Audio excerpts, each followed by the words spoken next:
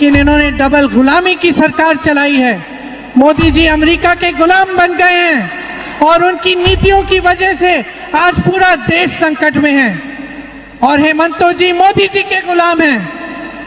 सीधा और तीखा वार। कांग्रेस नेता प्रियंका गांधी ने असम चुनाव की गर्मी बढ़ा दी है।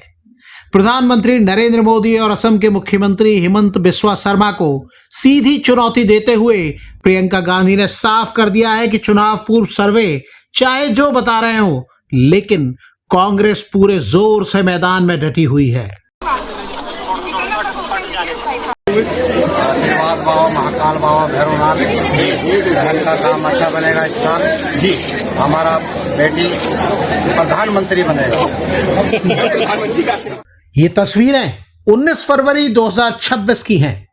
कांग्रेस ने प्रियंका गांधी को असम में स्क्रीनिंग कमेटी का प्रमुख बनाया है, यानी एक तरह से कमान उनके हाथ में है।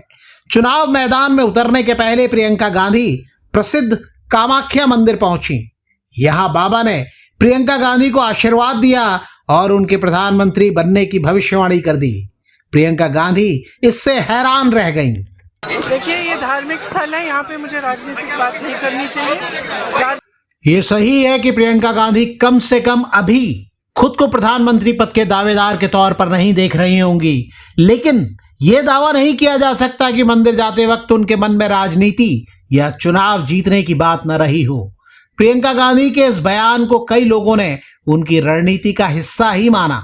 असम में प्रियंका गांधी की मुश्किलें तब बढ़ती दिखी जब प्रद्युत बोरदोलोई समेत कई प्रमुख नेताओं ने कांग्रेस पार्टी छोड़ दी। पूर्वोत्तर का शशि थरूर कहे जाने वाले सांसद प्रद्युत बोरदोलोई ने जब टिकट बंटवारे पर नाराजगी जताते हुए इस्तीफा दिया तो प्रियंका गांधी ने इसे बेहद दुर्भाग्यपूर्ण बताया।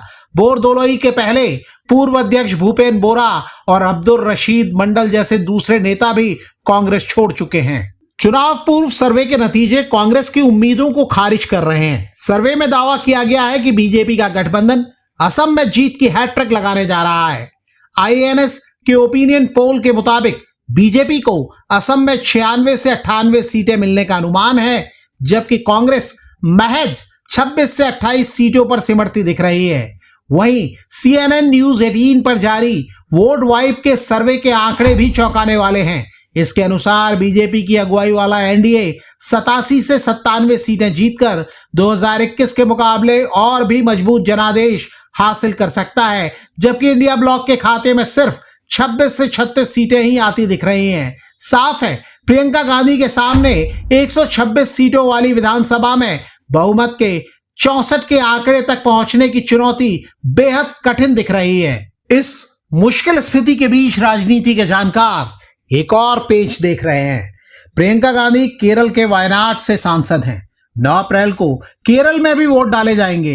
ये दावा किया जा रहा है कि असम के मुकाबले केरल में कांग्रेस की स्थिति बेहतर है। यह भी कहा जा रहा है कि राहुल गांधी, केसी वेणुगोपाल और मधुसूदन मिस्त्री की तिकड़ी ने केरल की सुरक्षित पिच चुनी है, जबकि प्रियंका गांधी को असम का वो मुश्किल किला जीतने का टास्क थमा दिया गया है जहां बीजेपी बेहद मजबूत है। लेकिन प्रियंका गांधी बिना लड़े मैदान छोड़ने को तैयार नहीं है। वो असम के लोगों से जुड़ने के लिए वो मुद्दे उठा रहे हैं जो लोगों के दिल के करीब हैं। वो भ्रष्टाचार और सिंडिकेट राज का मुद्दा उठा रही हैं और साथ ही में सितंबर में रहस्यमय तरीके से मृत मशहूर सिंगर जुबीन गर्ग को याद कर जनता की अदालत में इमोशनल कार्ड भी खेल रही हैं कि जो नई सरकार आएगी उसके साथ एक नया असम आएगा। आपका असम, वो असम जो जुबिन गर्ग जी का सपना था, वो असम जो आपके दिलों में है, वो असम जो आप सबका सपना है। प्रियंका गांधी और कांग्रेस ने असम के लिए 5 मुख्य वादे किए हैं, जिनमें प्रमुख हैं जुबीन गर्ग के लिए 100 दिन में न्याय, 10 लाख मूल निवासियों के लिए जमीन के स्थायी रिकॉर्ड, 25 लाख का मेडिकल बीमा और महिलाओं को बिजनेस के लिए 50,000 रुपए। प्रियंका गांधी जोश में है तो इसके पीछे उनका पुराना रिकॉर्ड है। जानकार याद करते हैं कि जब राहुल गांधी भारत जोड़ो यात्रा में व्यस्त थे, तब प्रियंका गांधी ने ही हिमाचल में बीजेपी के मजबूत किले को ढहाया था। ये भी याद किया जा रहा है कि 2019 में अमेठी में राहुल गांधी की हार का बदला भी 2024 में प्रियंका गांधी की रणनीति से ही पूरा हुआ। माना जाता है कि राहुल गांधी को रायबरेली से लड़ाना और अमेठी में स्मृति ईरानी के खिलाफ किशोरी लाल शर्मा को उतारना प्रियंका गांधी की ही सलाह थी, जिसने कांग्रेस को बड़ी जीत दिलाई। हालांकि राजनीतिक गलियारों में एक चर्चा यह भी है कि प्रियंका गांधी का बढ़ता कद राहुल गांधी के करीबियों, खासकर कुछ यूट्यूब इन्फ्लुएंसर्स को रास नहीं आ रहा। शीत सत्र की वो तस्वीर भी याद दिलाई जा रही है जिसमें प्रियंका गांधी, पीएम नरेंद्र मोदी और राजनाथ सिंह समेत तमाम नेता एक फ्रेम में हैं और हंसते मुस्कुराते दिख रहे हैं।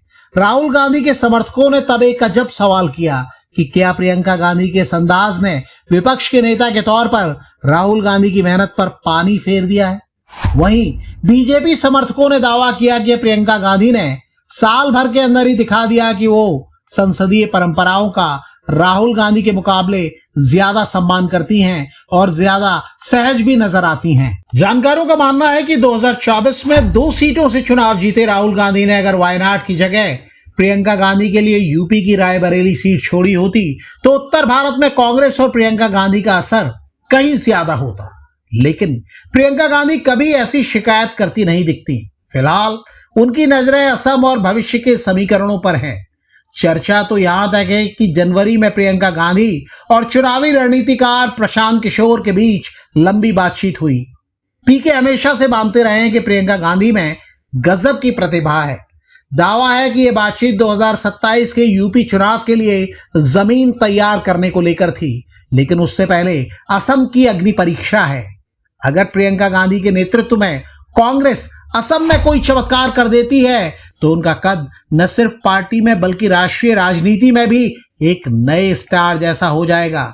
और रही बात यूपी की, तो वहां कांग्रेस के पास खोने को कुछ भी नहीं है, लेकिन पाने के लिए बहुत कुछ हो सकता है। लेकिन यूपी में चमत्कार की उम्मीद लगाने के पहले प्रियंका गांधी असम में करिश्मे की उम्मीद बांध रही हैं।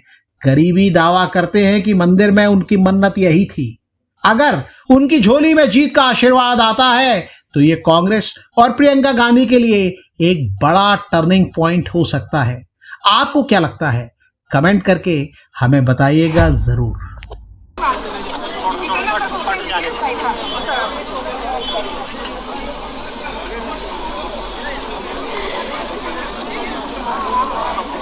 और ऊपर से ये चाहते हैं कि ये डबल गुलामी की सरकार इस असम के सुंदर प्रदेश और स्वाभिमानी प्रदेश की जनता को गुलाम बना दे।